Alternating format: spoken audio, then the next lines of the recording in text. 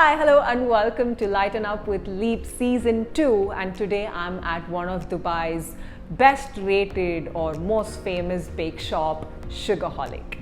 Sugarholic is known for their exquisite cake and cupcakes, and they've been awarded the top voted choice for best desserts and top users choice on Zomato. And not just that, they've also been a part of the Guinness Book of World Records, building an 8-meter tower filled with almost 3,000 cupcakes. And in today's episode, I'm going to be interacting with the owners of this beautiful bake shop. What was started by two sisters out of passion is now a beautiful business. So let's get into the show and have a fun session with the owners of Sugarholic.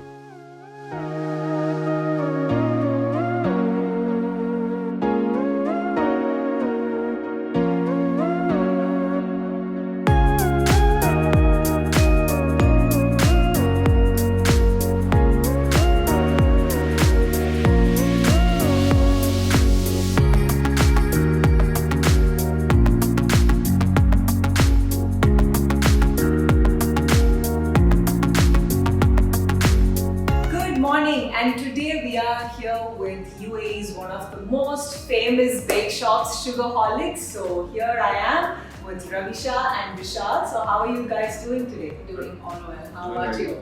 Great. First of all, thank you for giving me this appointment early in the morning, because my eyes have never seen a 5 a.m. or a 6:30 a.m. ever in my life. Sorry. No, absolutely fine. Because the fact is that the cafe is busy from 8 till 10 in the night. So this is the only time that we could catch hold of both of them and get to do this interview. So we have 2 rounds. Okay? The first round is going to be talking to you about your business, your success stories, struggles, and all that. The second round is going to be the rapid fire. So we all know that you and your sister started this beautiful bake shop, providing all lovely cakes for all of us. But we also know that this started off as passion, just to raise money for a child's education back in India. Right? So how did that change into this beautiful bake shop? So I got a job and everything in 2008, but it was just getting very tedious. So I was like, I want to learn something. What is this? Just going to work, coming back. So I learned how to decorate cakes mainly for 4 months. I did a 4-month course. Right. And on the side, looking at me, my sister's like, I'll learn how to make chocolates. Okay. And so both of us got together. She did her chocolate making and I did the cake making. And my dad used to always do a lot of charity work. Even she and I, we used to randomly do here and there. But there's this institution, Deepalaya, that she always wanted to support. She's like, let's hold a bake sale, and whatever funds we get from it, we will, whatever we get and the balance, we will then put towards the child. I'm like, what is fun? She's like, so you sell cupcakes, I'll make chocolates. Okay.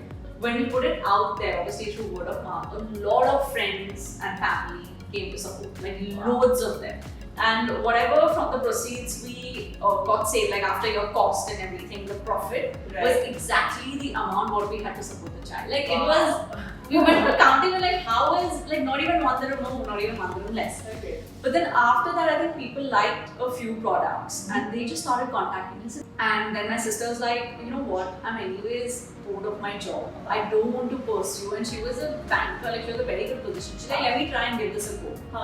So she left her job. She started taking orders. I used to come from work and I used to do the orders, and then it just turned into something. So nothing was planned. It was purely unintentional. Wow. Yes. Yes. So I think that's how it starts, right? Yes. You have a passion, and it actually takes a lot of time to actually leave your 9-to-5 job where you're making good money. Good amount of money. So then how did your sister, how did she feel when she had to move towards? So initially you wouldn't have definitely made that amount that you were earning in a not at all. full-time job, Not right? So how did you guys manage that then? See, the best part about my sister is she was never money-minded. Like someone like me, I would still want a fixed income. I mean, this is my income, this is my spending, I'm more. She's very go with the flow. Right. She's like, what will happen? I'll not get notes. We'll try it for 6 months. If not, we'll find a job. Luckily, she and I have been working from a very young age. Our parents have given that liberty.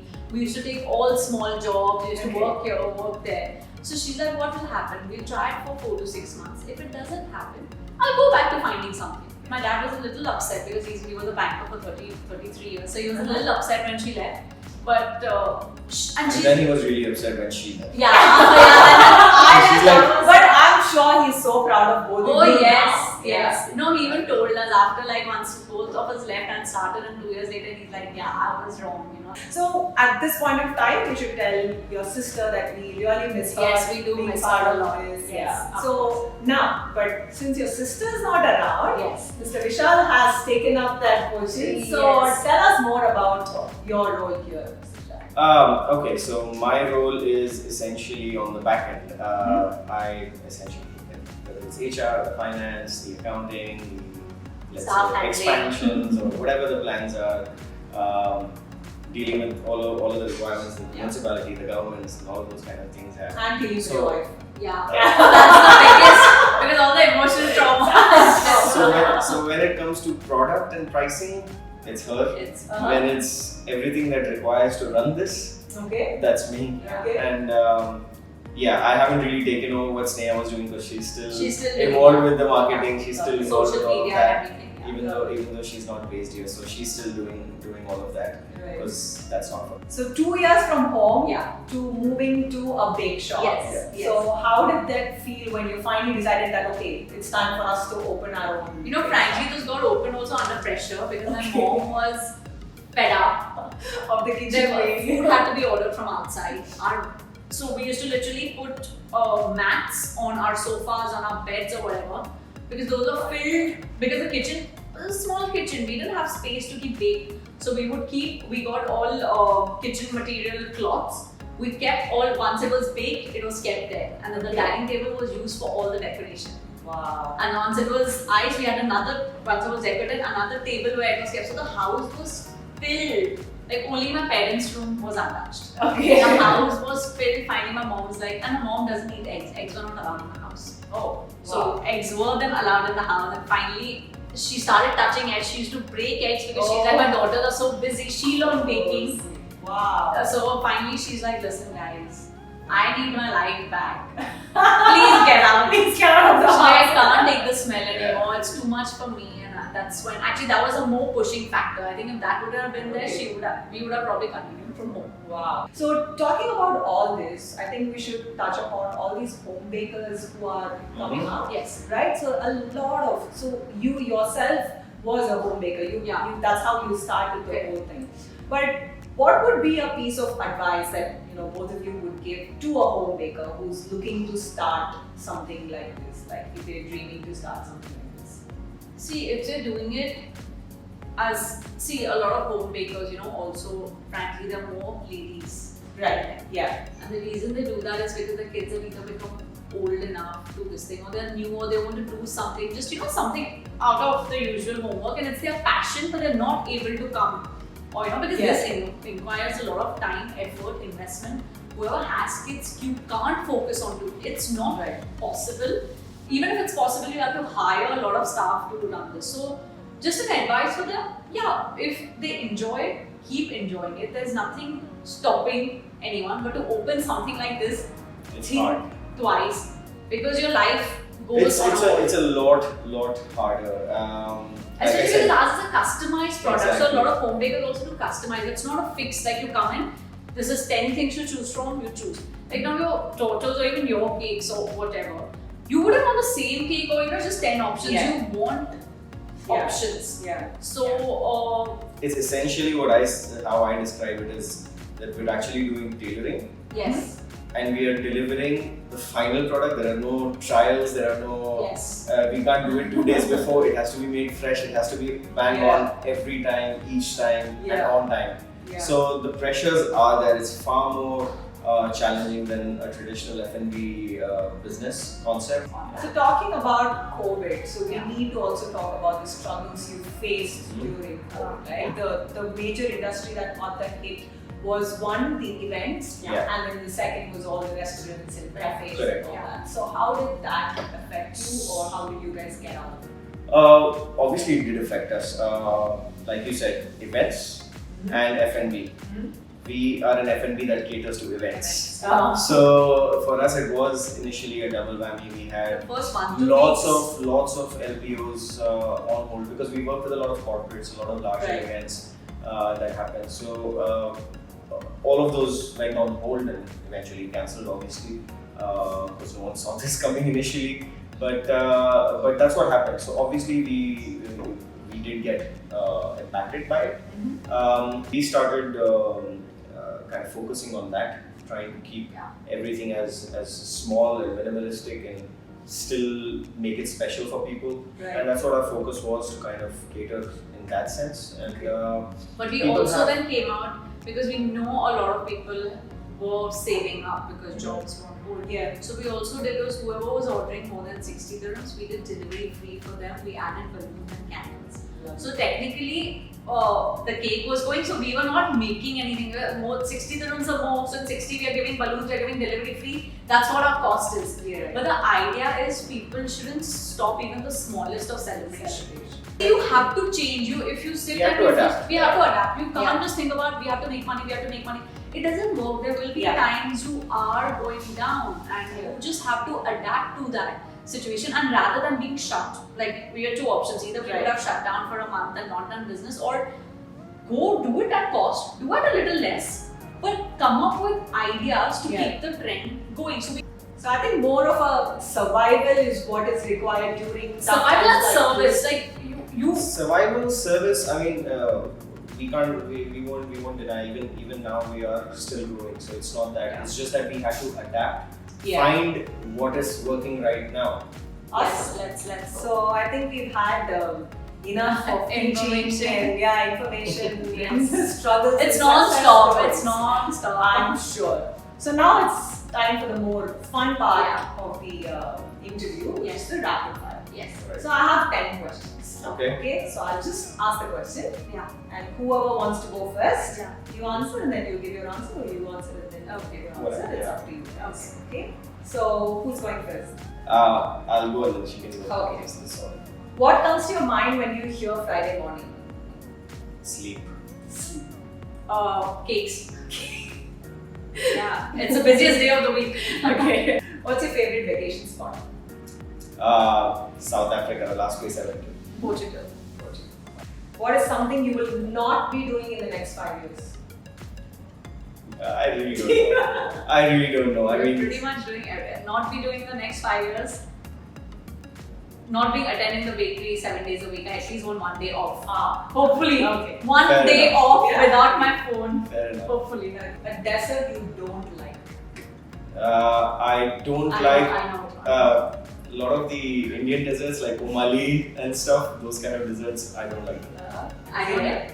He doesn't like creme brulee. Whenever Yeah, I order- love creme brulee. I don't know why he doesn't like the cracky. What I don't like, I like any She's sort sugarholic. of sweet.